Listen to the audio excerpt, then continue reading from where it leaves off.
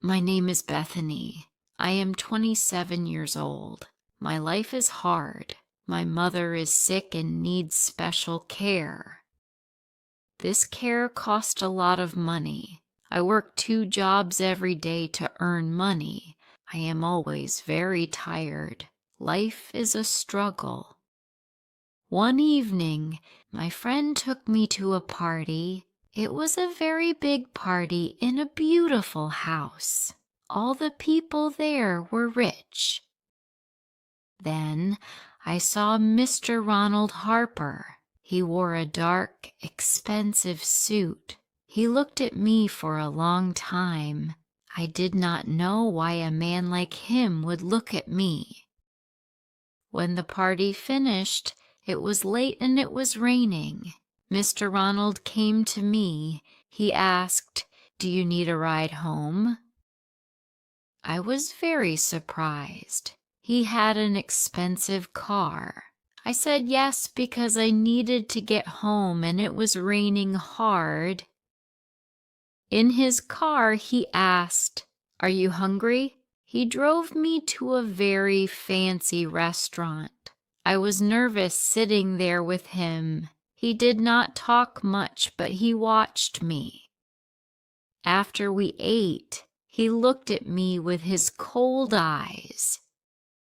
He said, "Bethany, I see that your life is hard. I am a rich man. I do not have a family. Sometimes I want someone to be with me. I can give you money, a lot of money. I can take care of you. You will not need to work 2 jobs anymore. Your mother can have the best doctor. Will you accept my help?" His words were shocking. My mind told me this was not right. This was strange. But I thought of my mother. I thought of my hard life and all the bills. I looked at Mr. Ronald. He did not smile. He just waited. He was offering me a new life. It felt like a dream, but also very dangerous. It was a life with a rich man I did not know. I had to give him an answer. I said yes to Mr. Ronald. I accepted his offer. My life changed very fast. One day I was working 2 jobs. The next day I was in his world. It was full of money and luxury. He had a private plane. We went to different countries. We stayed in big, beautiful hotels. He bought me many things. Nice clothes, expensive shoes and jewelry, gold and diamonds. My new home was a very big house. Mr. Ronald told me the rules of this new life. He said, "I want company, Bethany, not love. Be loyal to me. Do not ask me about my business. My work is my work. It is not for you to know." Then he gave me a paper. It was a contract. It said I would live with him and be his companion. It said he would give me money every month, a lot of money. It also said I must not talk about our life to anyone. I signed the paper. It felt strange. It felt like I was selling myself. I told myself it was for my mother, for her health, for a better life, for us both. It was only about the money. It was not about love. Living with Mr. Ronald was not easy. He was a quiet person. He did not show much emotion, but sometimes he was kind. I began to feel something for him. It was not love. It was different. He was a mystery to me, a rich, powerful man I lived with, but did not truly know. His big house was beautiful, but it felt like a prison. I had everything, but I did not feel free. My hair began to beat fast when he was near. One day I went in his study room. On his desk, I saw a photo. It was a picture of a woman. She was very beautiful. Who is this woman? I thought. Is she his sister? He told me he had no family here. He never talked about his past life. I decided to ask Mr. Ronald about the photo. Mr. Ronald, I said, who is the woman in the photo in your study? He stopped and looked at me. His face became very cold. It is nothing, he said. It is an old photo. It is not important. He quickly opened a drawer and put the photo inside. He did not want me to see it or ask about it. This was strange. Why did he hide the picture so fast? There was also a housekeeper. Her name was Mrs. Conway. She was an old woman. She worked for Mr. Ronald for many years. One afternoon, I was in the kitchen with her. We were alone. She looked at me for a moment. Then she spoke quietly. Miss Bethany, she said, please be careful in this house. Mr. Ronald has many secrets. What you see or hear, sometimes it is not the truth. Just be careful. Her words made me feel afraid. What was Mr. Ronald hiding from me? That night Mr. Ronald came to me. He looked very serious. Bethany, he said, I need to ask you something important. My heart began to beat fast. What is it? I asked him. I need to get married, he said. What? Married to me? But you said... I began to speak, but he stopped me. It is not a real marriage, Bethany, he said. Not for love. It is for business only. I need a wife on paper for a new deal. It will help my company very much. It will be a marriage just on paper. Nothing between us will change. You will still live here. I will still give you money. You will be my wife only in name. Will you do this for me, for us? A marriage, not for love, only for his business. It felt very strange, but I said yes. The wedding was very small. There was no family, no friends. It was just Mr. Ronald and me. A lawyer and Mrs. Conway were also there. I wore a beautiful white dress, but I did not feel like a bride. I was not happy. I felt like I was signing another contract that tied me to him. I married Ronald Harper that day. Life after the paper marriage felt strange. I was Mrs. Harper now. I went with him to some events. Many people looked at us, the young wife and the rich businessman. I tried to look happy, but inside I felt empty. I felt sad. It was not my real life. I was his wife, but only on paper, and that felt very lonely. One day I went to Mr. Ronald's office. I brought him lunch.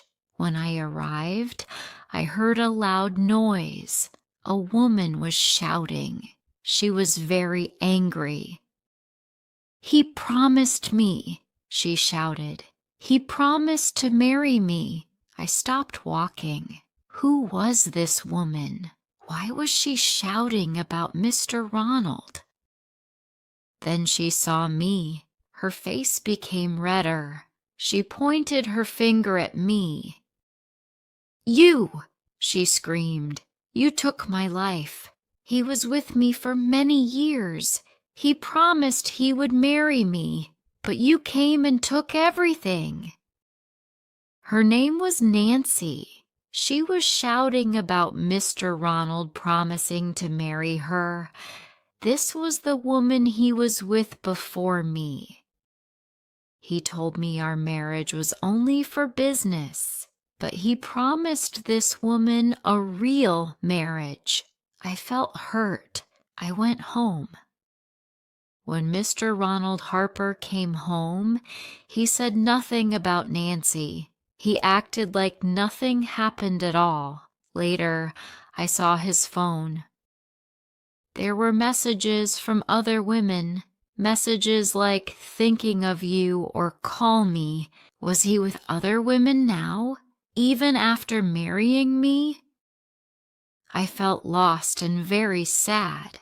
What else was he hiding from me? I could not live like this. I needed to know Mr. Ronald's secrets. I found a man, a private investigator. He finds secrets. I gave him a lot of money. Money Mr. Ronald gave me. I used his money to find out about him. I asked the investigator to look into Mr. Ronald's business and his past. The investigator found many bad things. He told me Mr. Ronald's money came from bad deals, not legal business.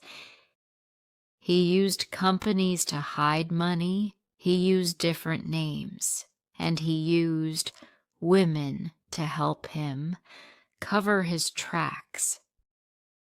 The investigator said, "Mrs. Harper, your marriage is real in law, and because of the papers you signed, one of his companies, a big one, is now legally yours. Mr. Ronald cannot take it back without your permission. Mr. Ronald put it in your name when you married.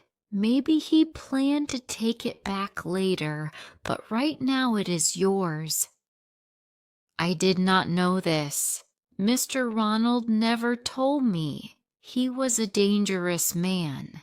His money was dirty. He used people like me.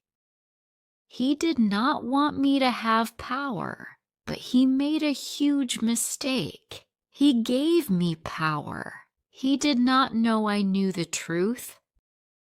I was not sad or afraid anymore. I decided to play his game. Now, in public, I acted like the perfect wife. I held his arm. I looked happy and loving. Mr. Ronald liked this. He thought I was doing what he wanted. But when I was alone in the big house, I worked. I read about his business. How did he make money? What were his plans? I hired people to help me understand the papers. I was not just a stupid wife. I was making a plan to escape his life. A year passed. It was the day of our anniversary, 1 year since the paper marriage. Mr. Ronald came home. "Happy anniversary, Bethany," he said. I looked at him. I was no longer afraid. "Ronald," I said. I used his first name. He looked surprised. "I know," I said. "You know what?" he asked. "I know about Nancy," I said. "I know about the other women. I know about your dirty business. I know about the company you put in my name when we married. The law says it is mine." He became very angry. "How do you know this?" he shouted. I took papers from my bag. I put them on the table. "These are divorce papers," I said. "I am leaving you and I am keeping the company." He shouted, "You cannot do this. You are nothing. I gave you everything." "You gave me money. I said, and I used that money to learn. I learned about your business, your power. You thought I was just a quiet, stupid wife, but I was not. He looked at me. He knew I was right about the company. He knew the law was on my side. I did not say more. I turned and walked out of the big house. I did not take any clothes or jewelry. I left everything he gave me. I was free from his control. The company was mine, and I was finally free, powerful, and rich. It was the last day of my life with him, and the first day of my new life.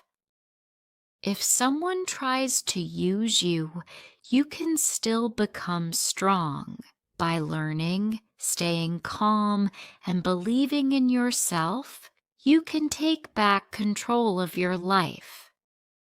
You don't have to stay in a bad situation. You can start again and make a better life for yourself. If you liked this story, please like, comment, share, and subscribe.